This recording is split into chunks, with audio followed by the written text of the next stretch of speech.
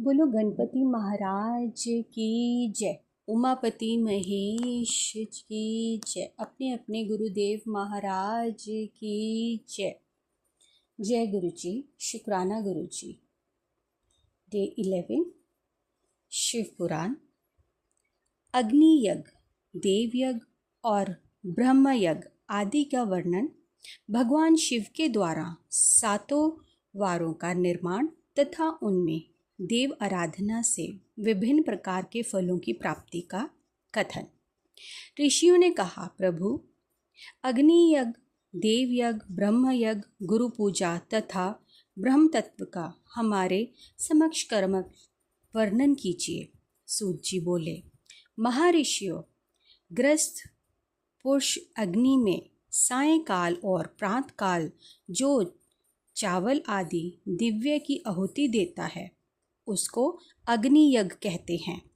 जो ब्रह्मचार्य आश्रम में स्थित है उन ब्रह्मचारियों के लिए समिधा का आधान ही अग्नि यज्ञ है। वे समिधा का ही अग्नि में हवन करें। ब्राह्मणों, ब्रह्मचार्य आश्रम निवास करने वाले द्विजों का जब तक विवाह ना हो जाए और वह उपासना की प्रतिष्ठा ना कर ले तब तक उनके लिए अग्नि में स्मिधानी, आहुति, व्रत आदि का पालन तथा विशेष यजन आदि की कर्तव्य है। यही उनके लिए अग्नि यज्ञ है। द्विजों जिन्होंने ब्रह्मा अग्नि को विसर्जित करके अपने आत्मा में ही अग्नि का आरोप कर लिया है, ऐसे वानप्रस्थितियों और सन्यासियों के लिए ये हवन या अग्नि यज्ञ है कि वह विहित समय पर हितकर, परिमित और पवित्र अन्न का भोजन कर ले। ब्राह्मणों सायंकाल अग्नि के लिए ही हुए आहुति संपत्ति प्रदान करने वाली होती है, ऐसा जानना चाहिए। और प्रातःकाल सूर्य देव को दी हुई आहुति आयु की वृद्धि करने वाली होती है। ये बात अच्छी तरह समझ लेनी चाहिए। दिन में अग्निदेव सूर्य में ही प्रवृत्त हो जाते हैं, अतः प्रातःकाल सूर्य को दी हुई आहुति भी अग्नि यज्ञ के ही अंतर्गत है। इस प्रकार ये अग्नि यज्ञ का वर्णन किया गया है।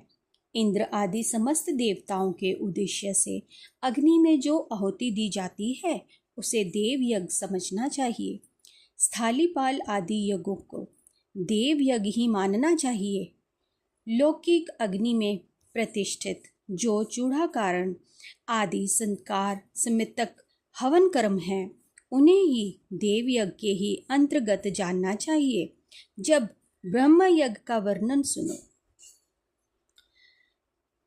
द्विजों के चाहिए कि वह देवताओं की तृप्ति के लिए निरंतर ब्रह्म यज्ञ करें।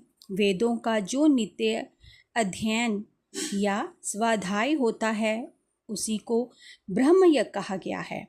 प्रातः नित्य कर्म के अनंतर सायंकाल तक ब्रह्म यज्ञ किया जा सकता है, उसके बाद रात में इसका विधान नहीं है।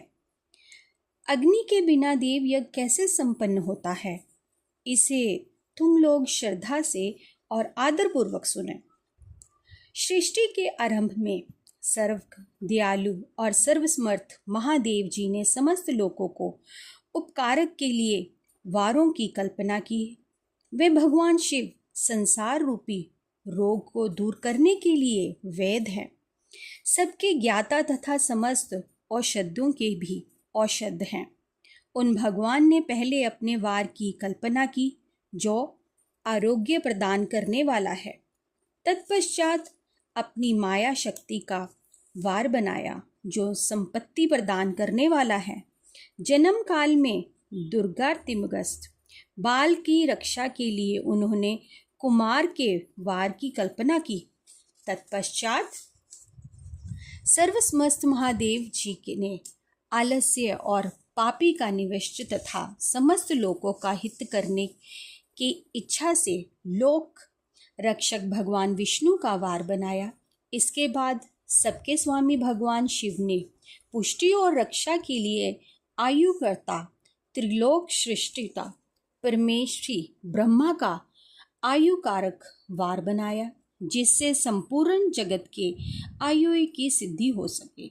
इसके बाद तीनों लोकों की वृद्धि के लिए पहले पुण्य पाप की रचना हो जाने के पर उनके करने वाले लोगों को शुभ शुभ फल देने लिए भगवान शिव ने इंद्र और यम के वारों का निर्माण किया। ये दोनों वार क्रमशः भोग देने वाले तथा लोगों के मृत्यु भय को दूर करने वाले हैं। इसके बाद सूर्य आदि 7 ग्रहों को, जो अपने ही स्वरूप भूत तथा ही प्राणियों के लिए सुख दुख के सूचक हैं, भगवान शिव ने उपयुक्त 7 वारों का स्वामी निश्चित किया है। वह सब के सब ग्रह नक्षत्रों के ज्योतिमय मंडल में प्रतिष्ठित है। शिव के वार या दिन के स्वामी सूर्य हैं, शक्ति संबंधी वार के स्वामी सोम हैं, कुमार संबंधी दिन के अधिपति मंगल हैं, विष्णुवार स्वामी बुध हैं, ब्रह्मा जी के वार के अधिपति बृहस्पति हैं, इंद्रवार के स्वामी शुक्र और यमराज के स्वामी शनिश्चर है। अपने अपने वार में ही हुए उन देवताओं की पूजा उनके अपने अपने फल को देने वाली होती है।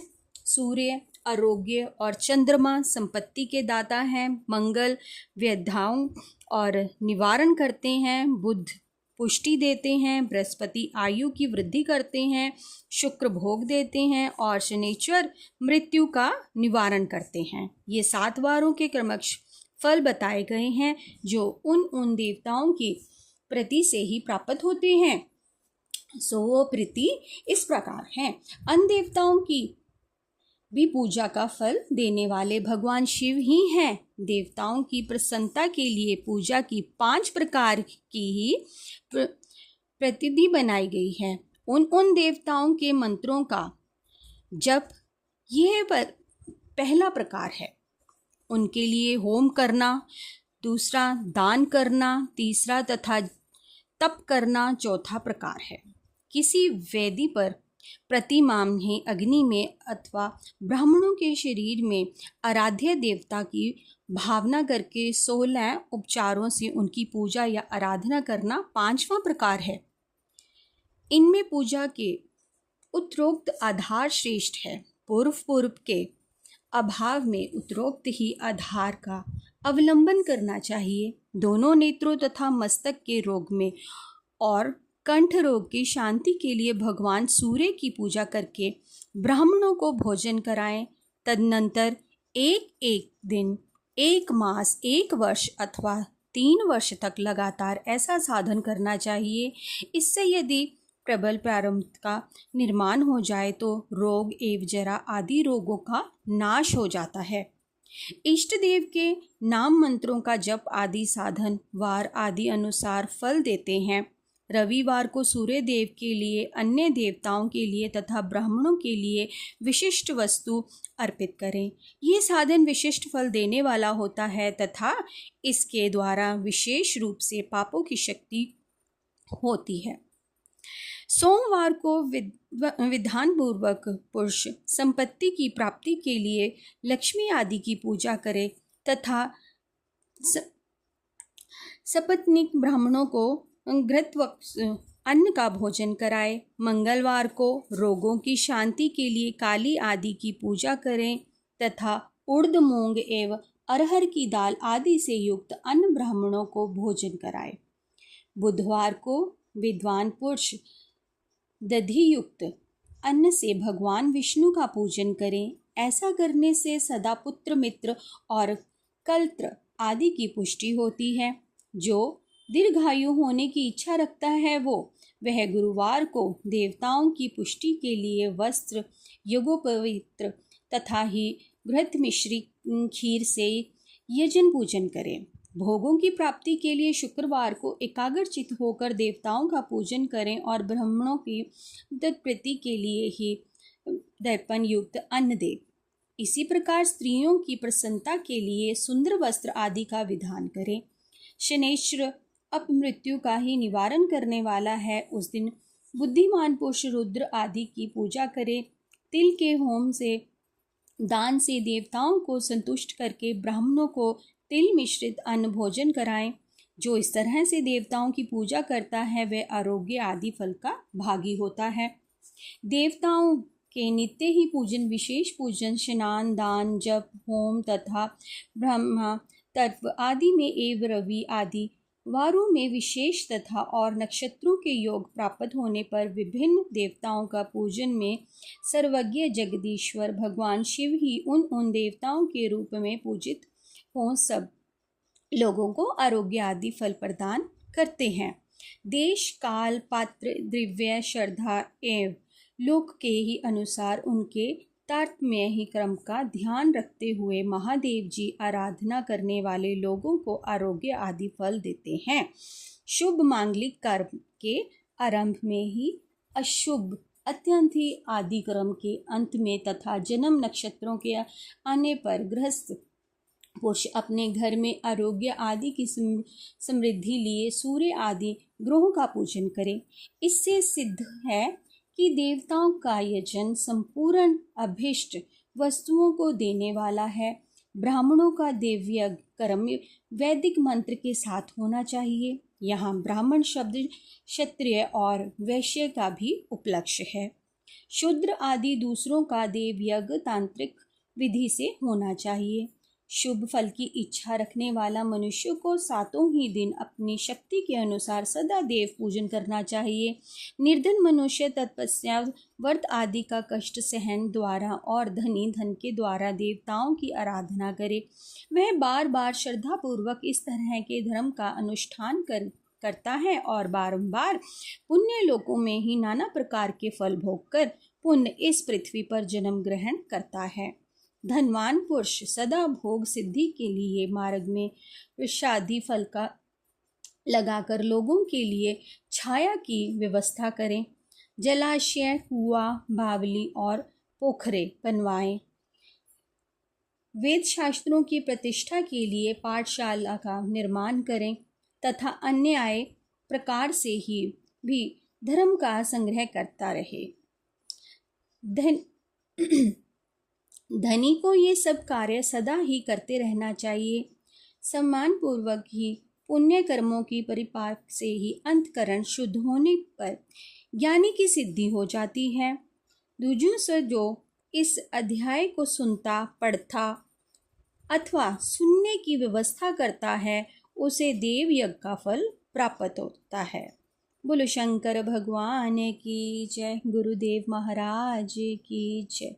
ओम नमः शिवाय। शिवजी सदा सहाय। ओम नमः शिवाय। गुरुजी सदा सहाय।